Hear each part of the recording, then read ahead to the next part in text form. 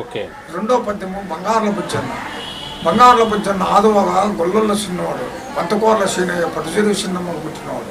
మేనమామ గారు అమ్మిలి పొయ్యిలేక దోషుడు పట్టుడు అన్నం పెట్టలేక ఆయన లేని బాధలు పెడితే శాపం పెడతాడు. ఆవులు గొర్రెలు అన్నీ చచ్చిపోతాయి. చచ్చిపోతే అయితే దాదులోడు తెచ్చినంత సంగానమ్మటి కాడ పద్దులు పెడతారు. పద్దులు పెట్టినప్పుడు ఆ పద్దుల్లో బంగారుల బుజ్జన్న వచ్చే వరకు పద్దు లేపలేదని గంపమ్మలముని, ఋషికలాముని, ఆది సింతలాముని అక్కమ్మ గారు అయితే వరం సక్కని కొడుకంట బంగారుల బుజ్జన్న. అట్లా బంగారుల బుజ్జన్నది ఒక పద్యం తయారు చేసినాను. ఆయన అక్కమ్మ గారికి తమ్ముడు ఎవరు? పోతలరాజు. ఆ పోతలరాజు పద్యము. అయితే పోతలరాజుకి ఒక చిన్న మహిమ ఉండాలప్ప. ఏమంటారంటే పోతలరాజుకి అయితే కనుక ముందర పూజ పెడతారు, వెనకలా పూజ పెడతారు. ఆ సత్యం ఏంటికి పెడతారంటే కామలాదేవి ఈ ఒక శివుని వరాన శివుని సిరిశెమటతో ఆ కామలాదేవి దోషిట్లేక పడితే బ్రహ్మ శాపముతో భూమికి ఆకాశానికి అయితే నాగలోకం నల్లోకానికి మధ్యలో అయితే కనుక తపోఫలం చేస్తూ ఉంటుందంట. ఆయన తపోఫలం చేస్తూ ఉంటే శివుడు అయితే సిరిశెమట నాగలోకం నుంచి ఆ జడ రానిదానికి చెమట పుట్టి చెమట తీసేస్తే ఆ చెమట తాగితే గర్భము తయారవుతుంది. గర్భము తయారయ్యి ఆ శివుని కుమారుడు నిర్మాణం అవుతాడంట ఆయన గర్భంలో. అప్పుడు ఎప్పుడైతే నిర్మాణమైనాడో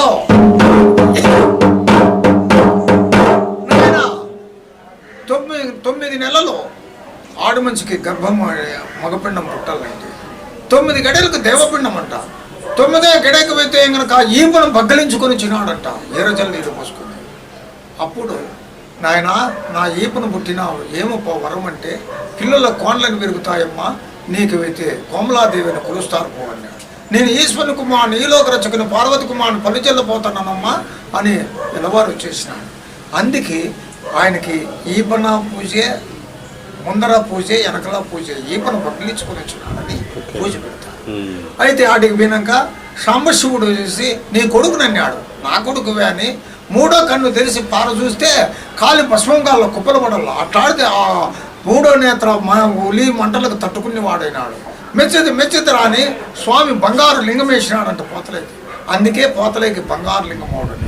అట్లా పోతలయ్య కథ ఒకటి నిర్మాణం చేసినాను. అయితే సనుగొండ అక్కమ్మ గారు రాగల దేశం నుంచి పల్ల బాడగాన్ దుడ్డుకు వచ్చి నిర్మాణం చేసిండేది. అక్కడ అమ్మగారు కుందిలి పండుకోండి ఈ కుక్కలన్నీ గమ్ముకుంటాయంట. ఆ కుందిలి లేచి కుక్కల్ని తోడిపినాయంట. ఏమిరా రాక్షసుల రాజ్యమే, రత్నాలైతే రత్నాల పండే రాగలసీమిడిసి ఈ దేశానికి వచ్చి బాధపడితే 3 నెలల పిల్లోడు పొలతి సంఖలో పిల్లోడు గల్లన కోతేసి నేను అక్కమ్మ గారినిరా కుందిలి కొన్నంత బలం అనుకుంటుంది. ఇది బలమైన గడ్డ కాబట్టి కోటి కర్మాలు చేసి ఈడ నిద్ర చేస్తే కర్మాలు పోతారని. అందుకే అక్కమ్మ గారు అక్కడ ఏమి జరిగినారంటే ఏమైనా పల్ల బాడగాన్ దొడ్డిని నిర్మాణం చేసి కర్మాలు పోతారు. అట్లా నిర్మాణం అది ఒక కథ నిర్మాణం చేసినారు. అయితే ఆయన పల్ల తిమ్మయ్యది ఆయన ఒక చరిత్ర. జన్యావుల శనుడు శ్రీమన్నారాయణమూర్తి విష్ణునారాయణమూర్తి వైకుంఠ ఏకాదశి నాడు కనకాద్రి పర్వతం పైన కాలు పెట్టి ఈ కలిగానికి బైకార కంటక రాజు బైకార కన్నమ్మ నారాయణ అంటే నేలకులు కోసేది, గోయిందంటే గొంతులు కోసేది, నొస్సను నామాలుంటే నొస్సను చెక్కిచ్చేది. ఈ విధంగా చేస్తూ ఉంటే ఆయన సంహారణ చేసేదానికి అయితే తెప్పలదాసు నిర్మాణమే చేసి ఆయన కలిగానికి దిగి వస్తాడంట వైకుంఠ ఏకాదశి నాడు. అందుకే వైకుంఠ ఏకాదశి నాడు సిరిసెన్న కేశవుడు జన్యావుల శనును గుడికే పోవల్ల స్వామి విష్ణునారాయణమూర్తి బ్రాహ్మణ అవతారం ఎత్తి కలిగానికి దిగొచ్చినాడు. కాబట్టి అదొక చరిత్ర. ఇట్లా నేను 18 కథలు రాసినాను. అక్కమ్మ గారి కథలే 7-14 కాండాలు ఉన్నాయి నాయన. 7-14 కాండాలు అక్కమ్మ గారివే ఉన్నాయి. ఆ అక్కమ్మ గారి చరిత్ర అంతా నాకు బాగా తెలుసు. ఆ 14 కాండాల కథలన్నీ కూడా రాసి ఒక బుక్ తయారు చేయగలను. ఇప్పుడు ఆ కథలన్నీ అమ్మగారి కథల్లోనే ఒకటి ఈ కలియుగానికి నాగలోకం నుంచి నవలోకానికి వచ్చి దేవాదుల కొండ ఎక్కి ఏలేదు ఒగగట్టము, రథగిరి కాపుడికి వరమిచ్చేది ఒక ఘట్టము, బొగునూతక్కమ్మ గారు అని బొగ్గోళ్లకు వరమిచ్చేది ఒక ఘట్టము, ముద్దినేని పల్లెమ్మ గారు ఈ యొక్క పుజారి నాగన్నకు వరమిచ్చేది ఒక ఘట్టము, ఏమైనా రాగల పుల్లవారు అక్కమ్మ గారు ఘట్టము, ఒంటికొండమ్మ గారు, ఇట్లా దేవాన దేవతలు 7 అక్కమ్మ గారు 7 ఘట్టాలే ఉన్నాయి. 7 ఘట్టాల చరిత్ర అది. మళ్ళా పెద్ద ఏరొచ్చి పిల్లకాలుగా పారినట్లుగా అది మళ్ళా 7 14 ఘట్టాలు అవి ఉన్నాయి. అది అక్కమ్మ గారు ఘట్టం. రాజుల ఘట్టము, రాజులు ఈ సూర్యుని వంశస్థులు రాజులు. ఆ రాజుల స్వామి గుడక ఈ ఒక 7 కాండాలు ఉన్నాయి. మహా ప్రతివర్త అయినటువంటి ఆయన అయితే మార్గరెడ్ల ఆడబిడ్డకి వరమిచ్చి ఈ సనపని ఎట్లా ఎన్నాడు ఈ రాజులు బాబుటోళ్ళకి అయితే ఆలి చచ్చినా ముండమోసినా నువ్వే పూజ పెట్టాలని దేవుడు మెచ్చుకొని పూజ పెట్టించుకున్నాడంట వానుకోట రాజు. అట్లా ఈ రాజులు ఇట్లా కథలన్నీ అయితే ఉన్నాయి. అవి 7 కాండాలు ఉన్నాయి. ఈ చరిత్రలన్నీ రాసి ఒక పెద్ద బుక్ తయారు చేస్తే అది రాబోయే కాలంలో నేను క్యాసెట్లు తయారు చేసినప్పుడు ఏమన్నారంటే, ఇది రాబోయే కాలంలో నువ్వు కించపరుస్తావు, నేను దీన్నంతా ఇది చేస్తావు, నిన్ను మెచ్చుకోరు, నిన్నంతా దూషిస్తారు అని నిన్నాను.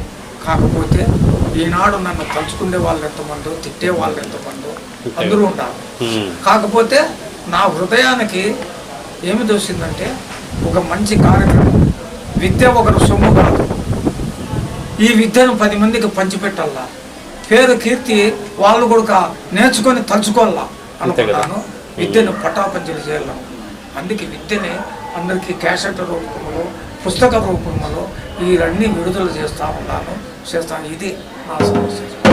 ఓకే, ఈ అద్భుతమైనటువంటి ప్రాచీన కళ మాకు అసలు దీని గురించి అసలు ఓనమాలు తెలియదు. అలాంటిది చాలా చాలా విషయాలు మీలాంటి పెద్దవాళ్ళ వల్ల మాకు తెలుసుకునే భాగ్యం కలిగింది. సంతోషం. ఎనీహౌ, నిజంగా మీరెంత సమయాన్ని మా కోసం వెచ్చించి నవ్యాంధ్ర టాలెంట్ HK-TV తరఫున మీకు హృదయపూర్వక కళాభివందనాలు తెలియజేసుకుంటున్నామండి.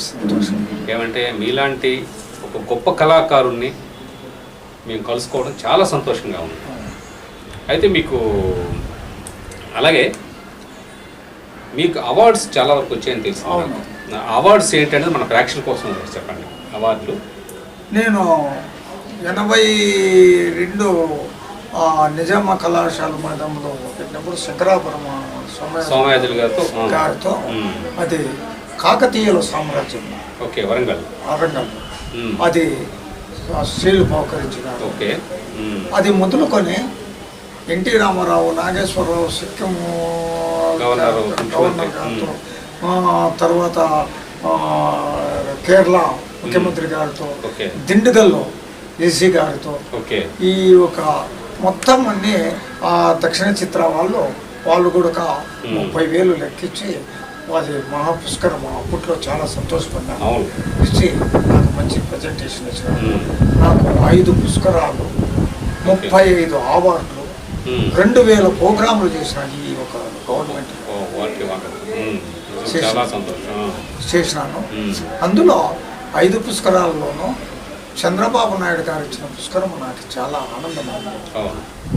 ఎందుకైందంటే ఆయన 2018లో ఈ ఒక కళాకారుల సంస్థలో 200 మంది ఉరుములను సర్వే చేసి ఉరుముల నాగన్నా ఇటువంటి కళాకారుడు ఎప్పటి నుంచి ఉన్నారు ఆయన మీలాగా ఇంటర్వ్యూ చేసి నాకు ఆ సత్కర్మ 50,000 లెక్కించి, అక్కమ్మ గారు ఏమంటే మేము కథ చెప్తే, సిలకాలయ్యన్న మీరు రండమ్మ మాయమ్మ గారు, అంశాలయ్యన్న మీరు రండమ్మ, దేవతలారా సిలకలయ్యరా అండి, అంశలయ్యరా అండి నేను ప్రార్థిస్తాను.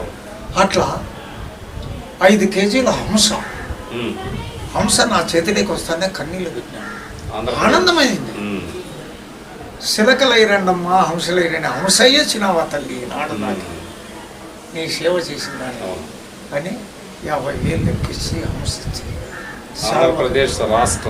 ఆంధ్రప్రదేశ్ రాష్ట్ర ముఖ్యమంత్రి విజయవాడలో తుమ్మలపల్లి కళాక్షేత్రయ భవన్లో ఆనాటి మా సాంస్కృతిక శాఖ మంత్రి గారు ఆర్లగడ్డ